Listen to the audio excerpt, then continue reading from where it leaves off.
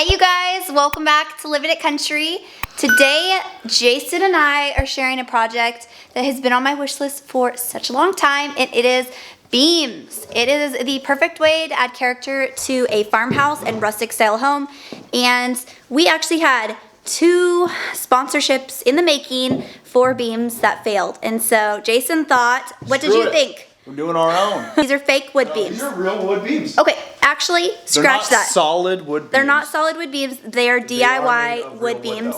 And not only do they look awesome, they're super affordable to do too. So we're going to share the process with you of what Jason has done. So we're not doing a step-by-step. I already did this, but I plan on doing all these throughout the house. So this is the header that we're doing in front of the main hallway.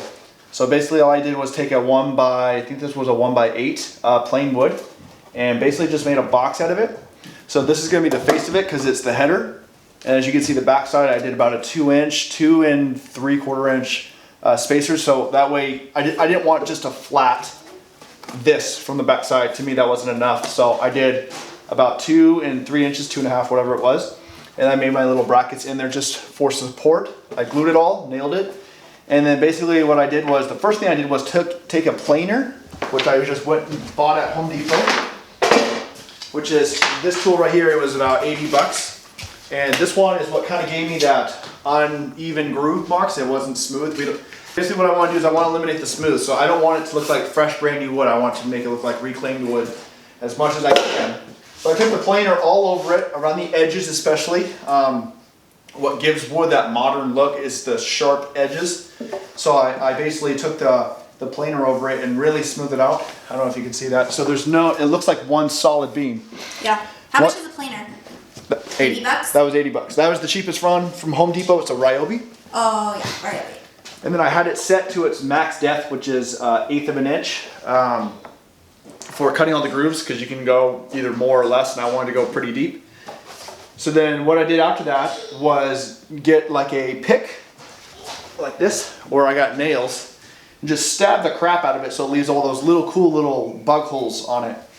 And then the next thing I did right there, Hi! get this nice cracked look, as you guys can see, where it looks like the wood is basically cracking. Took a grinder with a, I forgot what kind of wheel this is, it's like a diamond blade wheel. And I took it and just went, just like all over. That looks awesome. You want to get some nice deep cuts. You don't want it just too shallow, so it's a mixture of deep cuts and shallow cuts. And then after that, I took a, I think it's a chisel. Yeah, Are you going to seal any of this? No. No. I took a chisel like this, and basically you just run them. There is a guy that did a video on this, so we'll have that link down below. But this is where I learned a couple of these tricks. Was he took that, went through. And then the last final touches, because like I said, I'm trying to eliminate any smooth wood because I want it to look as rustic as possible. It's probably really hard to see, but you can see there's like little tiny cuts in there. So what I did with that was I just took a line of nails, like you see right here that you put in a nail gun, and I just kind of run those all down like that. And then after, the last final thing I did was, let me see, was I took this wire brush right here. I took this wire brush and I went over everything, and that's going to give it those nice little detailed cracks. So, okay, tell us, was it the aged barrel? The stain that we used is our favorite so far, has been aged barrel from whatever it is. Home Depot, super cheap. Home Depot, it's $6 to $8. I forgot what it was. This is what we used in Holly's office for her shelves, and we're going to be doing this through all the wood beams. I really like the look of it, and really that's where it made it come together really well. If you would have saw what it looked like before, just like this, it was not appealing. The stain is what really, because those deep crevices is what gives you that nice contrast of that dark look with the light stuff on top. But anyways, yeah, you kind of, I didn't really beat the crap out of it. Usually I take a hammer or something like that and just beat the crap. I didn't do that at all. Basically I just let the tools do a lot of the work. And the only thing I did really is beating wise is the pick, is just making sure those holes, I would kind of do like little spots where there was a bunch of them, and then random ones every now and then. You don't want to make it look too like lines in a row. You want to just go all over the place. Have your kids do it. You know, they're safe to do it. But we'll go install this up on the wall and see. The one thing is, at least for us, is making sure the edges of the stain are not there. So I'll sand this down, because then when I go to place this, when I go to place this on the wall, that stain is going to rub up against the wall and the paint, And even though we're gonna repaint it just to kind of keep things a little cleaner, I'm gonna take my sander, and really quick just go over all the stains so this is nice fresh wood. That way I don't have to worry about extra cleaning up or extra painting. So, full tutorial to anyways, come. that's it. Yeah. Ask questions below so we can address them in the next video. Yeah, so it was, I wouldn't say it was difficult. I think the most difficult part, because we have cornered edges. You've been out here for an hour, that's it. Yes, but it was more finding my tools, because this is the first time I've ever done it. Right. So figuring out what works, but from now on, now that I have a system of how to do it, because the first one's always the most, right? Because you're figuring out what works the best, making sure your measurements are all correct. But really, it was just getting my corner nice and round. So, because we have round corners on our walls. Right. So it's not like a square edge, which would be so much more easier. Here Jason goes. He's going to install and share with you guys today the install process of the DIY beams. And you guys might hear Sophia the first in the background. Kids are watching it. Guys, this is the quarantine DIY series.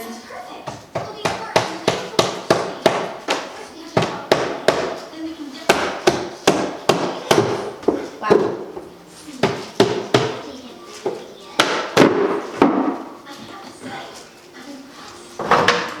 Okay, you guys, so Jason is at this again. We had to add the end pieces to complete it, so.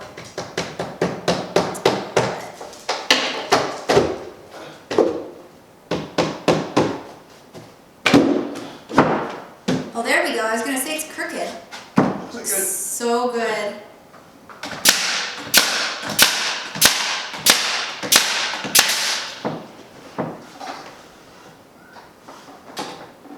Looks amazing.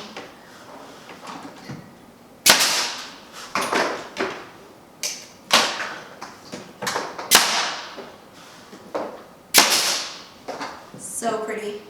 That's just a hold, and I'm actually going to get some screws so it's actually secured on there. Woohoo! Alright guys, so I went ahead and just threw my screws in there, and I went and got some little putty stuff to fill in those holes. And now that it's dried up, I can take my stain rag and go over it, and now you can't even see where the holes are. So it actually looks like, that's one of the things about putting those little holes in there, is that the screw holes are a little bit bigger, but they blend in there. And then instead of just patching up the screw holes where they're circle, I'll kind of run like my lines through there so that you don't see that hole, because otherwise that will get your attention. But basically that's it. So all done, all installed.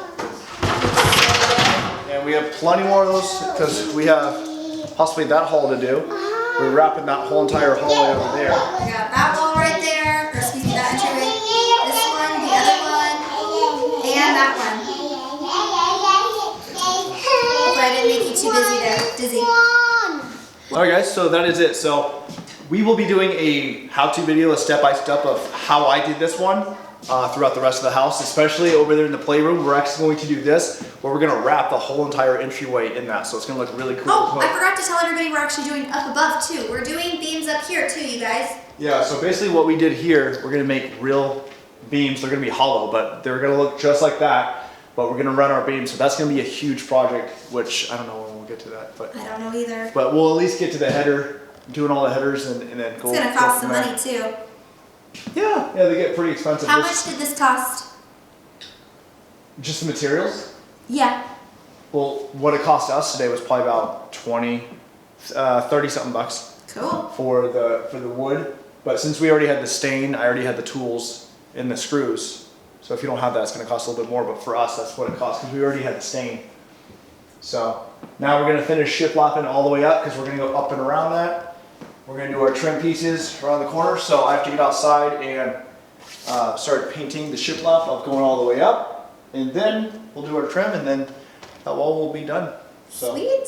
Well, thank you guys so much for watching Live in the Country. Special thank you to my hubby for being a part of this vlog series. You're welcome. We should call this the hubby series. He is just getting so many DIY projects done because we're stuck at home a little bit more than usual, I would say. Yeah. A little tiny bit more. Yeah, it's the weekend. We're usually. Yeah. So I hope you guys have a wonderful day. Say bye, hubby. Bye, hubby.